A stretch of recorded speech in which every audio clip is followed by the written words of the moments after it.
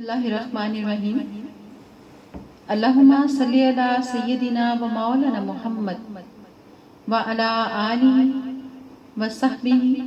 و بارک وسلم۔ السلام علیکم ورحمۃ اللہ وبرکاتہ۔ جیسا کہ آپ سب کو بھی معلوم ہے، آج کل پاکستان میں مونسون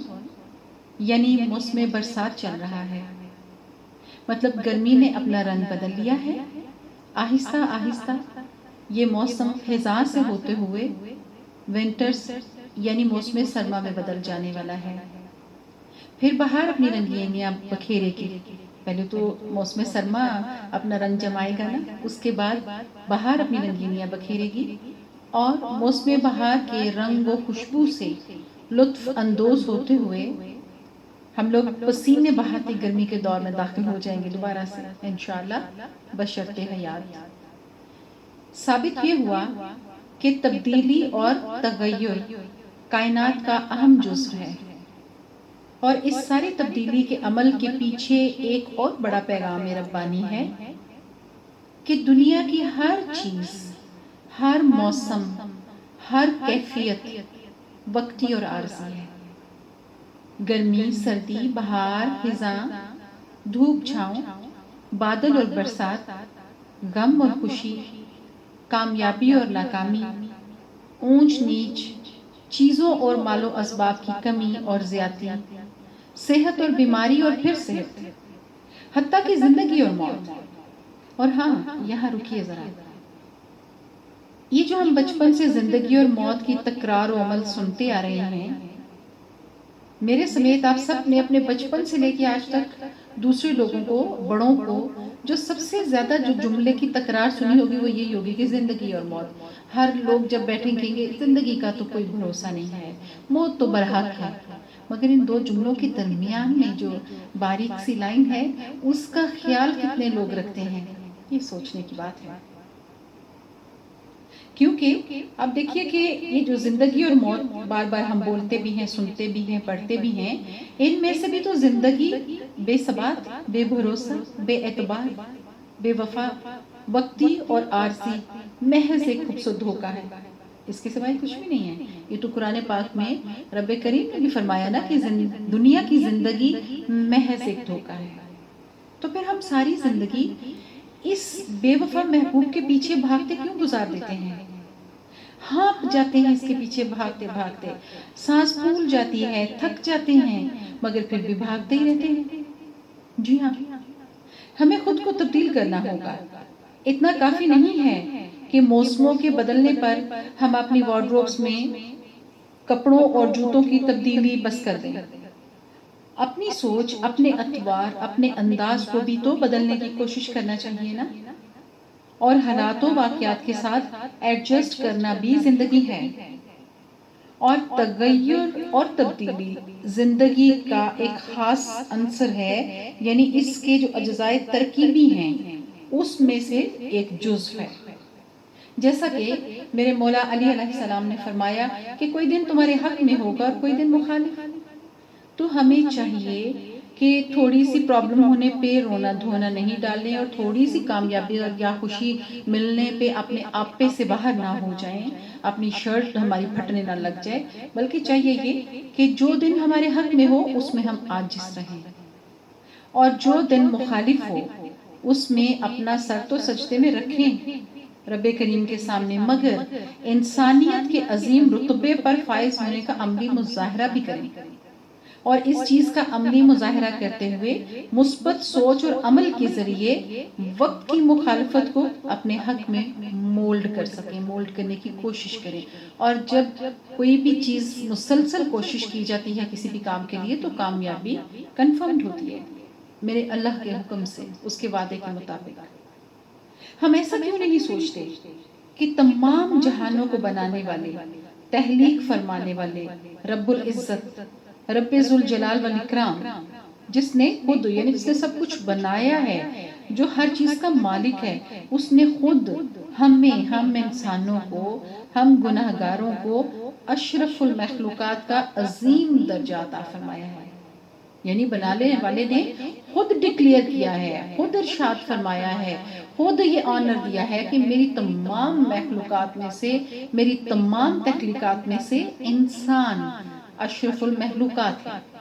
اب جو سلسلہ آج سے میں شروع کر رہی ہوں انشاءاللہ بیان کے حوالے سے، یہ آگے چل کے جائے گا ادھر ہی کہ کن بظاہر انسانوں کی وجہ سے یہ شرف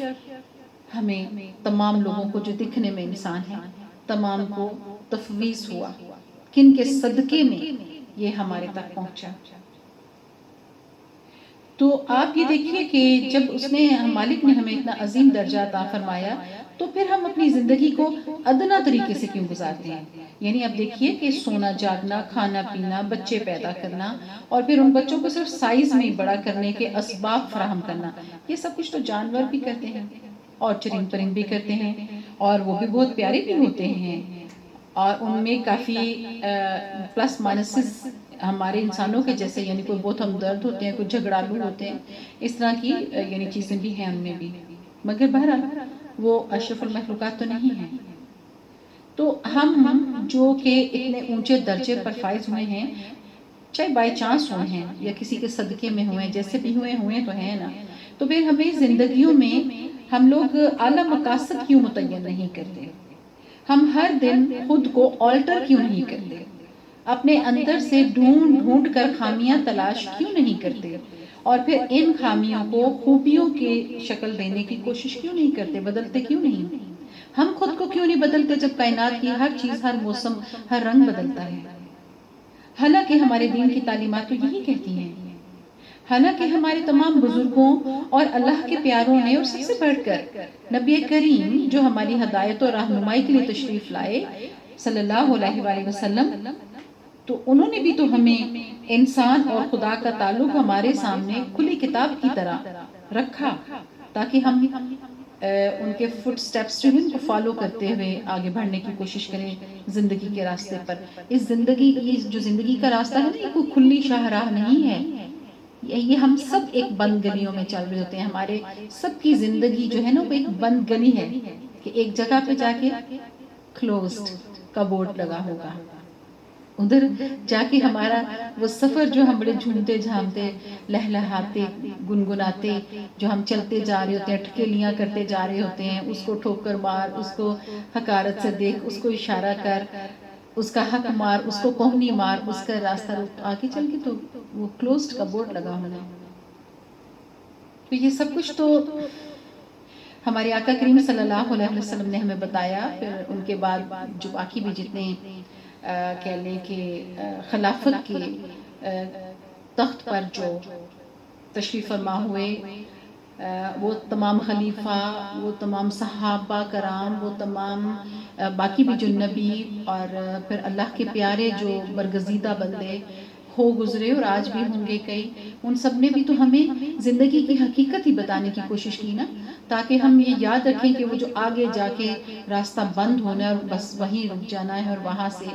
سفر تمام ہو جانا ہے، یا پھر ہمیشہ بند گلی نہیں ملے گی آخر میں۔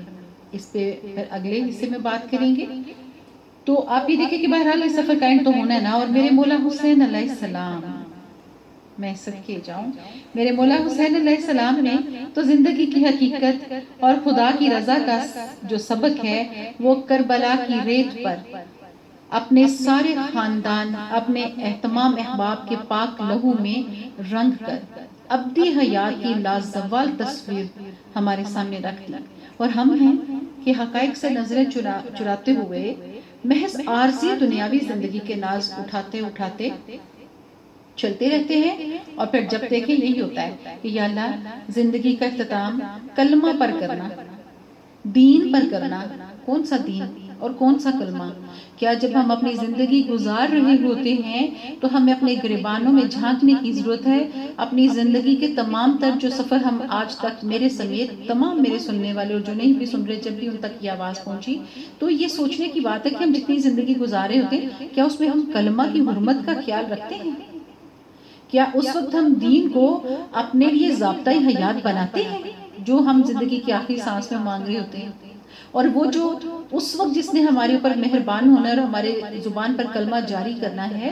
اور ایمان پر خاتمہ کرنا ہے، بالخیر خاتمہ کرنا ہے، تو جب ہم کلمے کے باغی ہو کر زندگی گزارتے ہیں اور جب ہم ایمان کو اپنی زندگی سے ایک الگ چیز سمجھتے ہیں، کسی طاق پر رکھی ہوئی چیز، تو کیا اس وقت وہ رب نعوذ باللہ نہیں دیکھ رہا ہوتا؟ اور جب ہم نے آخری سانس لے رہے ہوتے ہیں تو تبھی اس نے آ کے دیکھنا، کیوں کہ ہم ایسا چاہتے ہیں۔ یعنی ساری زندگی ہم اس کلیے پر گزار دیتے ہیں کہ ہم کیا چاہتے ہیں، ہم کس بات سے خوش ہوتے ہیں، کس چیز سے ہمیں طمانینت حاصل ہوتی ہے، کس سے ہمیں اطمینان ملتا ہے، اس سے قطع نظر کہ کسی کے سے اس پہ کیا بیتی ہے، یا کہ اللہ کی رضا بھی اس ہماری خوشی میں ہے یا نہیں ہے۔ یہ باتوں کا ہم نے کبھی خیال رکھا ہے؟ اور یہیں تک نہیں، پھر ہم جنت میں بھی جاگیر کی دعائیں مانگتے نہیں تھکتے، جبکہ یہ سوچنے کی بات ہے کہ اس زمین کے اوپر، اس زمین کو ہم اپنے لیے اور باقی لوگوں کے لیے ہم نے کیا بنا کے زندگی گزاری؟ جنت بنا کے رکھا، اس کو جنت بنانے کی کوشش کی اپنے عملوں سے، یا کہ جہنم کی شکل دی، خدا نخواستہ۔ علامہ اقبال رحمۃ اللہ علیہ بہت خوبصورتی سے انہوں نے یہ جو ولی اللہ شاعر ہیں وہ تو یہ سم اپ کرتے ہیں بڑی اچھی طرح سے، جیسے انہوں نے فرمایا، عمل سے زندگی بنتی ہے جنت بھی جہنم بھی، عمل سے زندگی بنتی ہے جنت بھی جہنم بھی، یہ حق کی اپنی فطرت میں نہ نوری ہے نہ ناری ہے، وما علینا الا البلاغ المبین۔ السلام علیکم